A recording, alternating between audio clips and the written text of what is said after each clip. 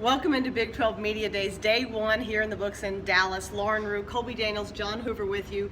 Right out the gate, we hear from Commissioner Bob Bowlesby. John, some of the points you took away from his opening comments. Yeah, he just seemed to miss the message today. He stumbled a lot with answers about empathy for the victims. Instead of saying he had empathy for the victims, he talked about empathy for the football players that were still left over at Baylor, empathy for the coaching staff. He went off into this tangent about terrorist attacks and how he's surprised that they haven't happened yet at a Big 12 conference game. Just kind of a winding, aimless. It seemed like he was very ill prepared. Mm-hmm. It seemed like he did not anticipate the amount of Baylor questions that he got. And nothing learned on our side of things, more about Pepper Hamilton reports. They're going to have a press conference. And they're going to have a teleconference tomorrow. The board of directors is going to meet, and then they're going to have a press conference after that. And they're going to determine what Baylor's potential punishments might be. I don't think we're going to actually know these things. That's another thing, is they said, we know more than the public knows. And then when the next question was asked, he said, well, you know what we know. And we all stood there and looked at each other and said, I don't know what you're talking about. It was so awkward. The whole Bob Bowlesby thing, 20 minutes on the podium and then 20 minutes afterwards, was awkward.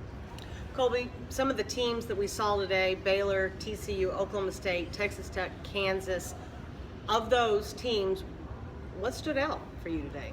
I thought today was lacking charisma, maybe across the board. It was kind of an odd day one of Big 12 Media Days, and I think a lot of that was because of Bob Bowlesby. He just seemed to kind of suck the energy out of the room to start things off, and it just never got rolling today. I kind of felt like a lot of the coaches were just going through the motions. There just seemed to be a lack of enthusiasm to a degree.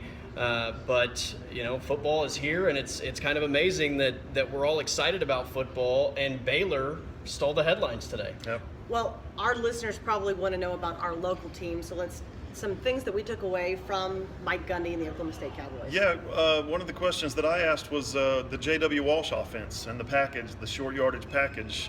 Does that go away now just because J.W. left, or because of the inefficiencies of the offense? Does someone else step into that role, or is it now Mason Rudolph's offense? Is it now his? Can he stay in on 3rd and 1 if the running game can get some short yardage offense and some goal line scores, or does he have to come out and Keandre Woodley come in, or John Kohler come in? And they said that pretty much Mike Gundy and Mason Rudolph both said, we're doing some things with Mason Rudolph that would allow him to stay in the game in those situations. So that could be interesting, the way that offense develops. Tomorrow we will catch up with the Sooners, we'll catch up with Texas, Baylor, West Virginia, and Kansas State. So it should be another full day here at the Big 12 Media Days. Don't forget, you can follow us on Twitter. I'm at Lauren_Rue. He's at Colby_Daniels, and he's at John E. Hoover. We'll see you tomorrow.